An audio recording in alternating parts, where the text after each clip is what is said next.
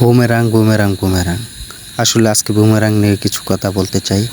তো যারা বুমেরাংয়ের পিছে লেগে পড়েছে আসলে তাদের উদ্দেশ্যে কিছু কথা বলতে চাই।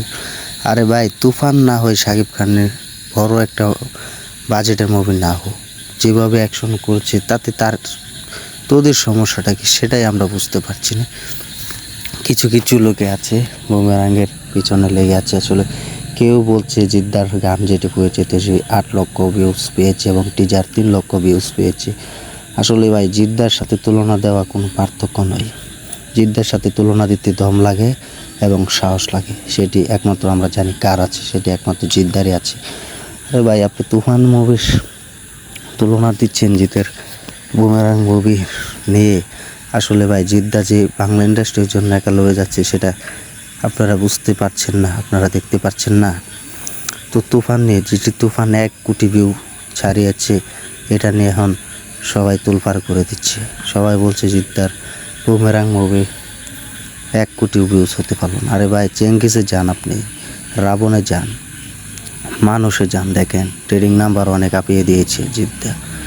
আর এখন বলছেন তুফান মুভি সেটি জিতকেও ছাড়িয়ে গেছে। আরে ভাই, বাংলা ইন্ডাস্ট্রির জন্য শুধু জিদ্দাই লড়ে যাচ্ছে এটাই আমি বলবো। কারণ শাকিব খানের অনেক মুভি দেখেছি, দেখান তো কোন মুভিটা নাম্বার 1 ট্রেডিংয়ে চলছে, টিজার এবং গান দেখাতে পারবেন?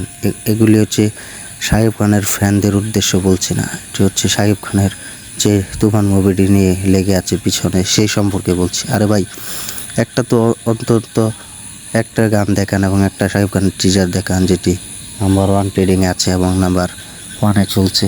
মুভি দেখান আপনি, আসলে পারবেন না, ওই অবস্থায় আপনাদের নেই। আসলে জিদ্দার বুমেরাং এখন তো টিজার দেখেছেন, ট্রেলার তো এখন বাকি আছে, তাই না? আসলে আমরা জানি জিদ্দা যেটা নিয়ে আসে সব ভালোই নিয়ে আছে, তো জিদ্দার সাথে কোনো তুলনা হয় না। তো শাকিব খানের যে টিজাররা মুক্তি পেয়েছে সেটা তো আমরা দেখেছি, তাই না?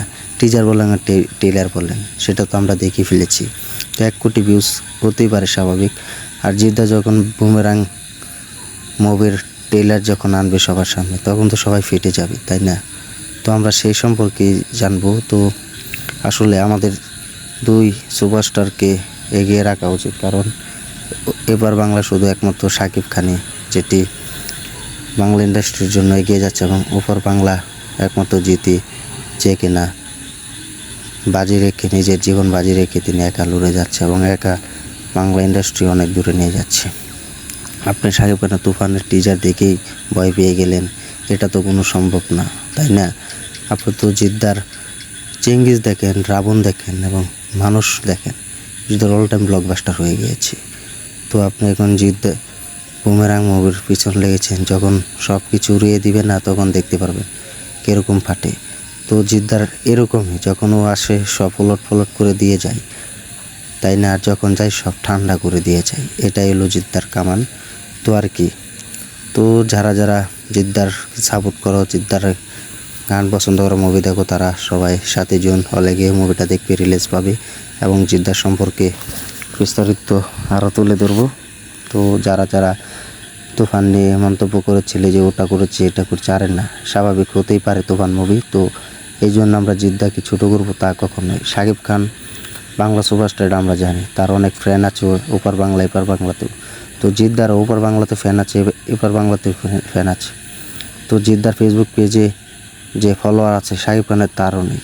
তুমি কার সাথে তুলনা দিচ্ছ? তোমরা একবার ভেবে দেখো।